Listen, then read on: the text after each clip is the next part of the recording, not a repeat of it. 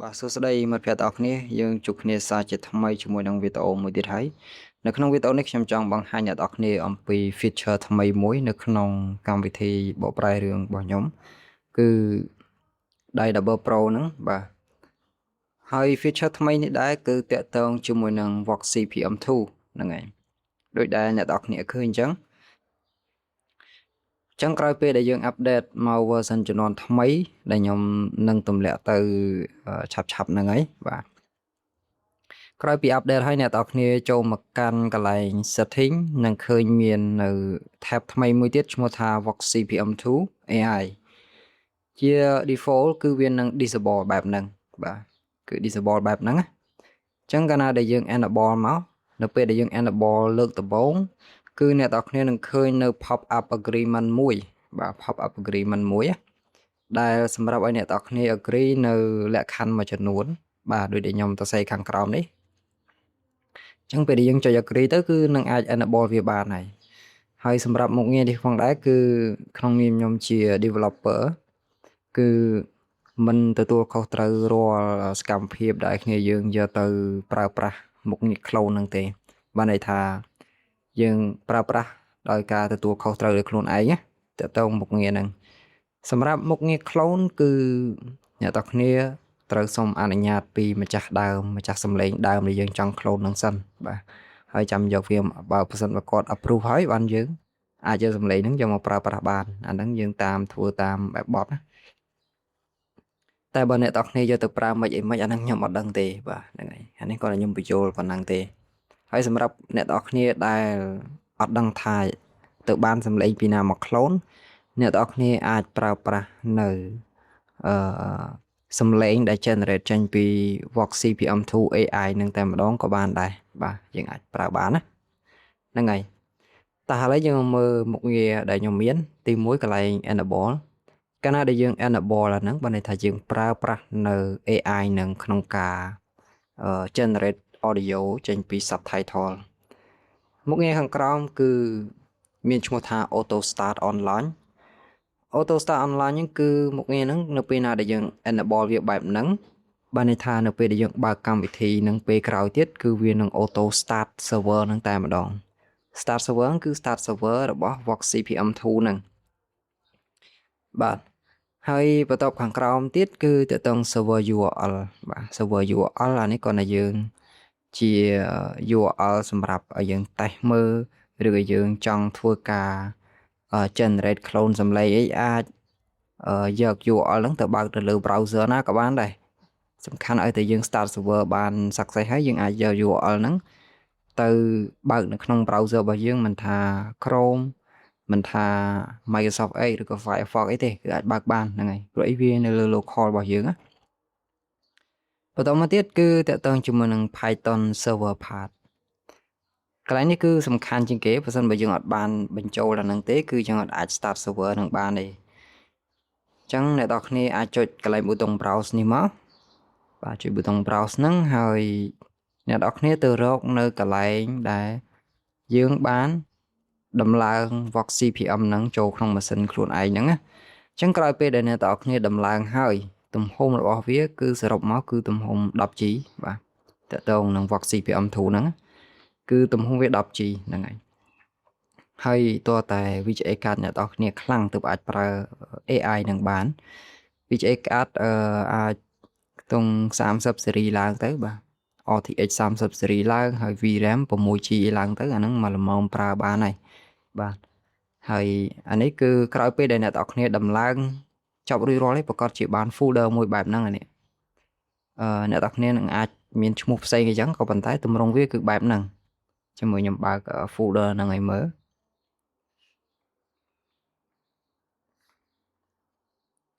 នេះបាទ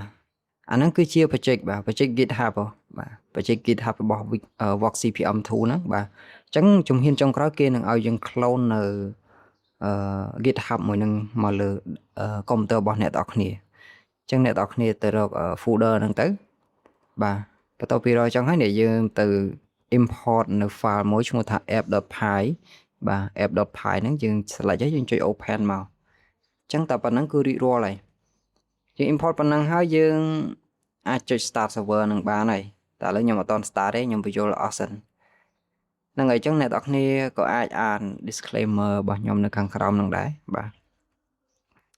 អញ្ចឹងសង្ឃឹមថាអ្នកនរគ្នាអានហើយយល់ហើយប្រើប្រាស់ដោយការទទួលខុសត្រូវខ្លួនឯងហ្នឹងហើយអញ្ចឹងក្នុងនាមខ្ញុំជា developer ហ្នឹងគ្រាន់តែនាំយកនៅ feature ថ្មីមកឲ្យអ្នកដែលគាត់គ្រប់គ្រង software នឹងបានប្រើប្រាស់ឲ្យទាន់សម័យកាលបាទហ្នឹងហើយអញ្ចឹងកន្លែង voice profile នេះគឺអ្នកនរគ្នានឹងឃើញមានប៊ូតុងមួយឈ្មោះថា add profile ដើម្បីអីគឺដើម្បី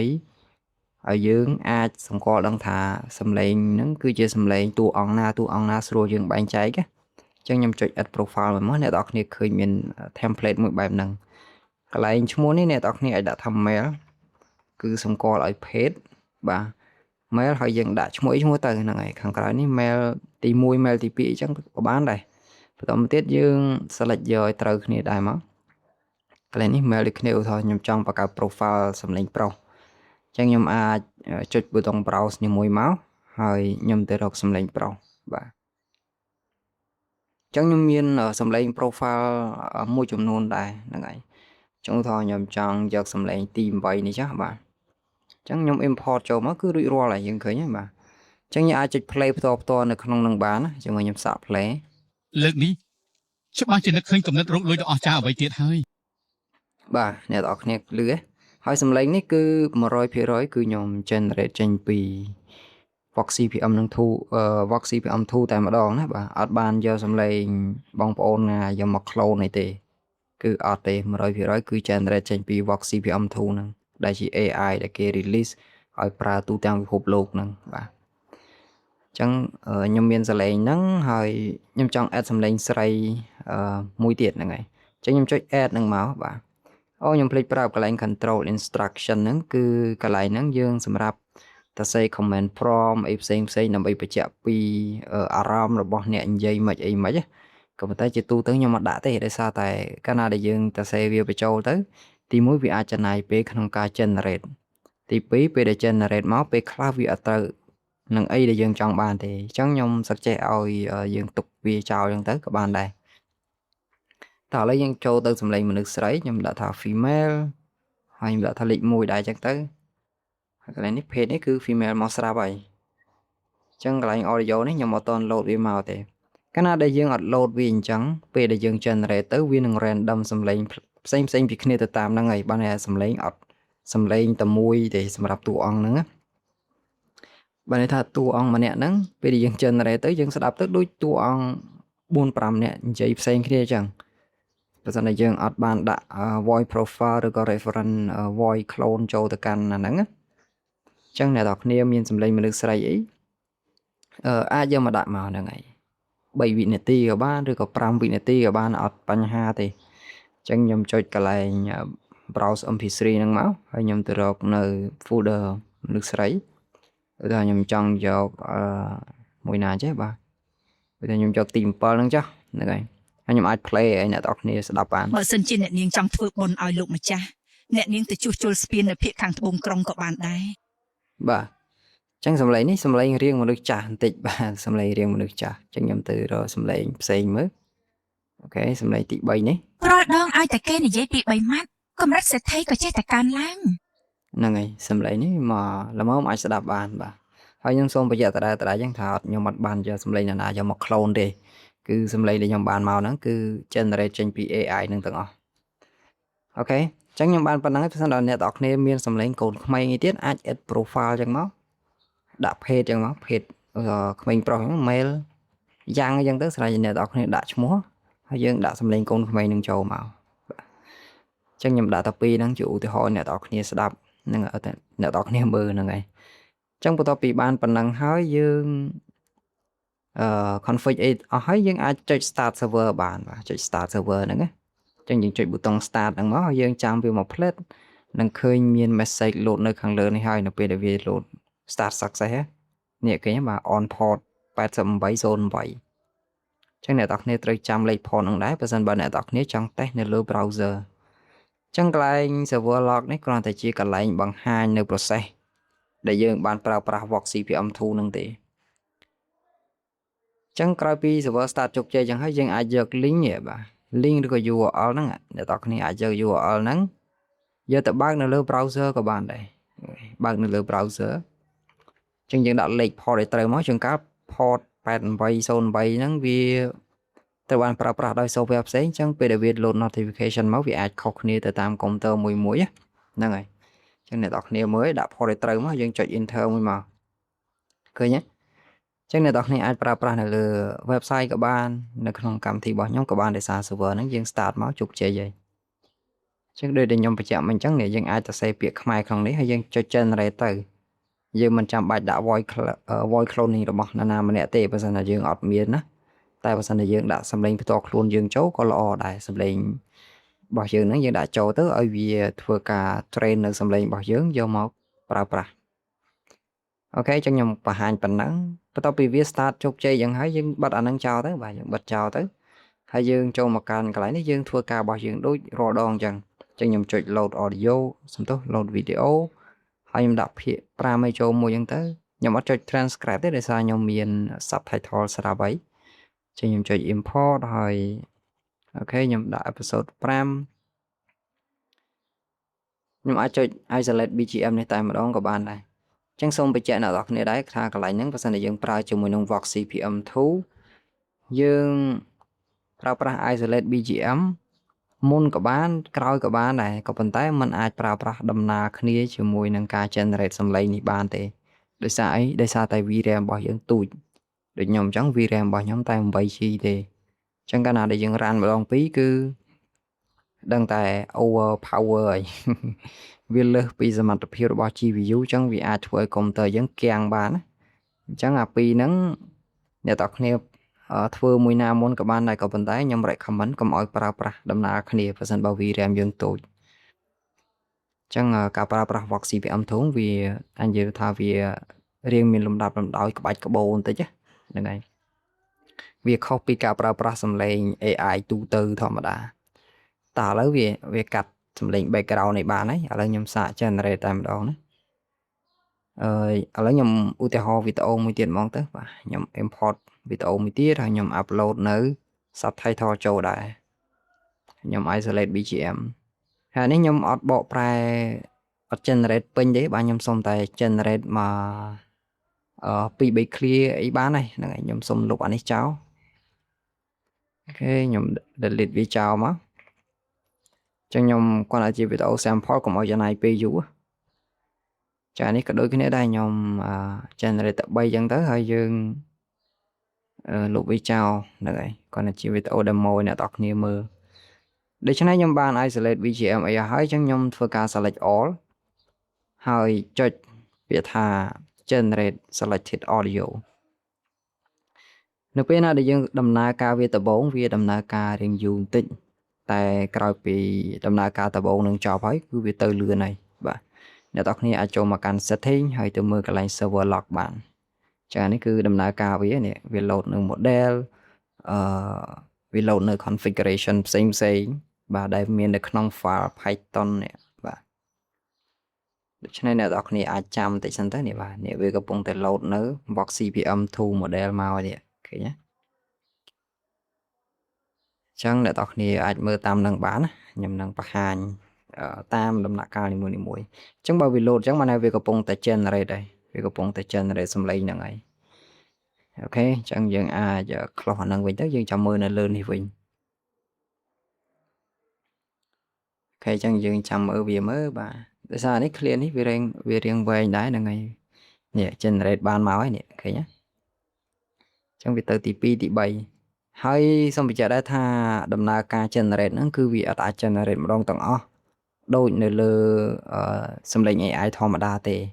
កាលណាដែលយើង generate បច្ចេកច្រើនបាទនេះឧទាហរណ៍ខ្ញុំភ្លេចឧទាហរណ៍ឲ្យមើលឥឡូវខ្ញុំ clear នេះចោលវិញបាទឧទាហរណ៍ជាធម្មតាយើងប្រើសំឡេង AI ទូទៅអ្នកនរគ្នាដែលធ្លាប់ប្រើហ្នឹងប្រកាសជាដឹងហើយយើងអាចចុច generate បានច្រើនអញ្ចឹងឃើញទេចូលមកនេះហើយយើង generate វាបានទៀតក៏ប៉ុន្តែម្ដងហ្នឹងវាអត់ load ទេអានេះវានៅចាំតលតែបច្ចេកនេះចប់អស់សិនទៅវាចូលទៅកាន់បច្ចេកមួយទៀតវាតាមលំដាប់លំដោយបាទវាអត់ម្ដងទាំងអស់ដូចសំឡេង AI ទូទៅទេ ដោយសារតែ process ហ្នឹងវាអាចដំណើរការម្ដងច្រើនបានទេដូចដែលខ្ញុំនិយាយតែអញ្ចឹងវាអាចធ្វើឲ្យកុំព្យូទ័រយើង crash បានអញ្ចឹងមានតែទៅម្ដងមួយអញ្ចឹងបាទអញ្ចឹងអ្នកនរគ្នាឃើញហើយវាចប់ឲ្យ project ទី1នេះវា load មក project ទី2នេះតែម្ដងឃើញហើយបើរៀបរាល់ហើយនេះអញ្ចឹងខ្ញុំអាចចុច play បានបាទខ្ញុំសាក play អ្នកនរគ្នា តម្លៃកេរ្តិ៍ឈ្មោះបច្ចុប្បន្នគឺ20ពិន្ទុនៅតែបន្តកើនឡើងអាក្រក់ណាស់មានហើយ ទៅយកកន្ទក់សម្រាប់កូននឹងសេះមក បាទអញ្ចឹងកន្លែងនេះវានិយាយប្រុសដោយសារតែ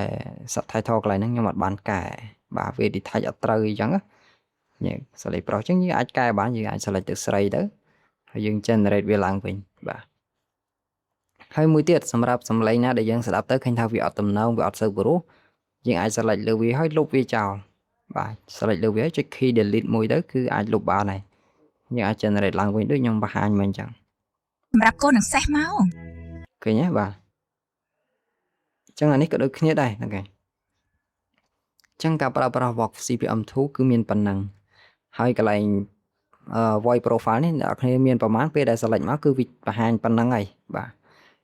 គាត់ថាជាទូទៅគឺវា auto detect សម្រាប់សំឡេងប្រុសស្រីដែលស្ថិតនៅលើគេដែលយើងបានកំណត់នៅក្នុង setting ហ្នឹងណាអញ្ចឹងកាលណាដែលយើងមានកូនក្មេងមានអីទៀតយើងត្រូវសរេសរង់ខ្លួនឯងហើយបាទដូច្នេះ Vox CPM2 ការប្រើប្រាស់គឺមានប៉ុណ្ណឹងទេហ្នឹងហើយអញ្ចឹងបើសិនបើខ្ញុំចង់ប្រើសំឡេងធម្មតាវិញបាទអញ្ចឹងយើងអាចចូលទៅ setting ហើយយើងចុច disable វាមកបាទពេលដែលយើង disable មកគឺ server ហ្នឹងវានឹង auto stop ហើយឬក៏យើងអាច stop ហើយ disable ក៏បានដែរអញ្ចឹងខ្ញុំសុំ disable វាឃើញទេបាទ server ហ្នឹងវា auto បិទហើយនៅលើ browser របស់យើងក៏ប្រើលេងបានដែរចាំបើខ្ញុំ reload ចឹងពេលដែល reload ទៅគឺនេះលែងចាញ់ហើយបាទដោយសារយើងបិទ server នឹងបាត់ហើយអញ្ចឹងខ្ញុំចង់ប្រើសំឡេងធម្មតាវិញខ្ញុំក៏ disable ហ្នឹងមកហើយយើងទៅប្រើបានហើយឃើញបើវាដូរតាមហ្នឹងនេះអញ្ចឹងជាមួយខ្ញុំសាក generate ឡើងវិញជាមួយសំឡេងធម្មតាហ្នឹងណាអូខេអញ្ចឹងកាលណាដែលយើងប្រើប្រាស់សំឡេងធម្មតាគឺយើងអាច generate មកទាំងអស់បានហើយជាមួយខ្ញុំ select ឲ្យលឿនហើយបាទនេះឃើញហើយបាទនេះវាអាចដំណើរការម្ដងទាំងអស់បានហើយខាងណាយើងប្រើប្រាស់សំឡេង AI ធម្មតាហើយចង់ដឹងថាសំឡេង AI ធម្មតាសំឡេងមិនតោះយើងទៅស្ដាប់មើលហើយកេរ្តិ៍ឈ្មោះបច្ចុប្បន្នគឺ20ពិន្ទុនៅតែបន្តកើនឡើងអាក្រក់ណាស់បាទសំឡេងបែបហ្នឹងអាហ្នឹងសំឡេង AI ធម្មតាបាទហើយល្បឿនវាគឺលឿនអញ្ចឹងបាទតែមួយផ្លែតទេហើយមានរបស់ញ៉ាំហើយនៅរសទៀតគួរតែវាមែនជប់ទៅអង្វរចុះនេះបាទអានេះអញ្ចឹងវាចាប់សំឡេងស្រីអញ្ចឹងវារៀងខុសបន្តិចយើងអាចកែវាទៅប្រុសទៅអីអញ្ចឹងទៅបាទអាចកែអញ្ចឹងបានណាអូខេនេះកំពុងតែយកជីវិតពូជ ហ្នឹងហើយអាហ្នឹងសំឡេងទូទៅធម្មតាអញ្ចឹងអ្នកនរគ្នាចង់ប្រើមួយណាក៏បានដែរអត់អីជាបញ្ហាទេហ្នឹងហើយហើយនៅក្នុងវីដេអូនេះខ្ញុំគិតថាមានតែប៉ុណ្្នឹងទេបាទតើតើការបង្ហាញ feature ថ្មីទៅនឹង Vox CPM2 ហ្នឹងណាអញ្ចឹងអីដែលសំខាន់គឺអ្នកនរគ្នាត្រូវដំឡើង AI ហ្នឹងចូលទៅកាន់ម៉ាស៊ីនរបស់អ្នកនរគ្នាសិនអ្នកនរគ្នាអាចចូលមកកាន់ official GitHub នេះក៏បានដែរចាំមើលខ្ញុំចុចបើកឲ្យមើលនេះបាទគឺមួយហ្នឹងនេះអាហ្នឹងគឺ project ដែលខ្ញុំនិយាយថា Python app.py មិញគឺ project ហ្នឹងចុងក្រោយទៅគឺយើងនឹង clone អាហ្នឹងទៅហើយយើងអាចមកមើលកន្លែង installation នេះបានហើយយើងរៀនមើលតាមហ្នឹងទៅបើសិនបើអានអត់យល់ទេអាចមើល YouTube បន្ថែមបានខ្ញុំគិតថានឹងមានអ្នកធ្វើវីដេអូបង្ហាញហើយតើតើអាហ្នឹងតែបើចង់ឲ្យខ្ញុំតម្លើងឲ្យអាហ្នឹងតើយើងគិតសេវាថ្លៃតម្លើងដែរហ្នឹងហើយយើងអាច free បានទេដោយសារការងារហ្នឹងវាត្រូវការចំណាយពេលហ្នឹងហើយចុង project ហ្នឹងគឺ open source អ្នកនរគ្នាអាចទៅតម្លើងដោយសេរីបើសិនបើយើងមានម៉ាស៊ីនដែលអាច support ជាមួយនឹង AI នឹងបានដូច្នេះនៅក្នុងវីដេអូនេះខ្ញុំគ្រាន់តែចង់ update ប៉ុណ្ណឹងទេបាទតើនឹងកម្មវិធី Double Pro ដែល support ជាមួយនឹង Vox CPM2 អញ្ចឹងបើសិនតែមានអីថ្មីខ្ញុំនឹងupdate ទៅតាមនឹងទៀតបាទអរគុណជួបគ្នានៅក្នុងវីដេអូក្រោយទៀតបាទបាយបាយ